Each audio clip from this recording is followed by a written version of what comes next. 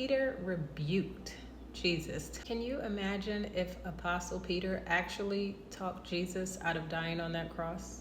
Could you imagine where we all would be? Because I can't. I mean, Peter telling him that he doesn't have to go through this. This is before he gets put on that cross to die for all of our sins. Peter is saying, oh, Jesus, no, you would never have to go through this.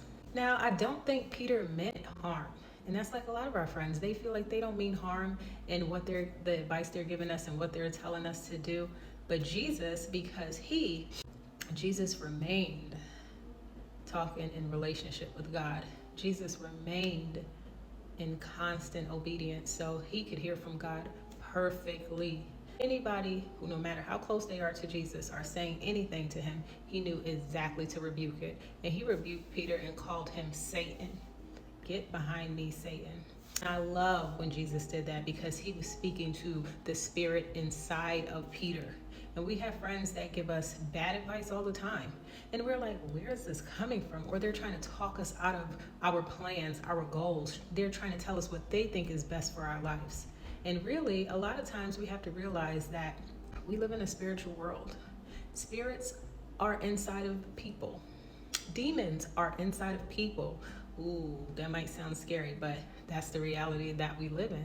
So a lot of times when people are speaking to you, it's the enemy speaking through them to you. It's not them. It's the enemy speaking through them to you. And they may realize it. Most of the time, they don't.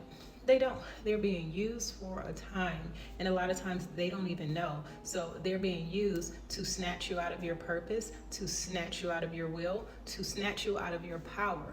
That power that came from Christ, that power that tells you what you need to do and how you need to be doing God's will. It's not going to sound logical. It's not. The spiritual never really sounds logical. So when people are hearing things that don't really sound logical, their first instincts is to talk you out of it.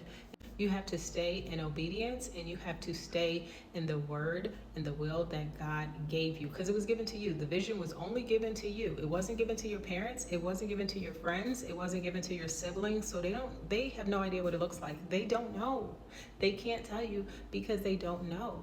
So you have to take what God told you and you have to be obedient, okay? Now, the only reason Jesus told Peter what was going on, because that's what Jesus was called to do. Let his disciples know that, hey, this is a prophecy. I'm telling you what's going to happen before it happens. This is going to happen. With you, you ain't Jesus. A lot of times you really don't have to tell your friends what's going to happen. You don't have to tell them what God told you. You just have to be obedient and act on it, okay? You may have some friends that will try to give you some advice, and that advice may come straight from Satan. Now, don't take it personal. And you got to remember, when Jesus rebuked Peter, the next day they were back traveling like nothing happened, right? So it's not that you have to get rid of these friends, but you have to be able to hear God louder than you're listening to the world. So a lot of times you rebuke all these things they said, and you put your ear to Christ, read your word, stay in prayer, stay meditating on the word, and that's how you could hear what God is telling you to do. Stay in his will, stay in his word, and you'll be on the right path. Stay in his will, stay in his word, you'll remain on the right path. Rebuke the Satans and your friends and family and mute them.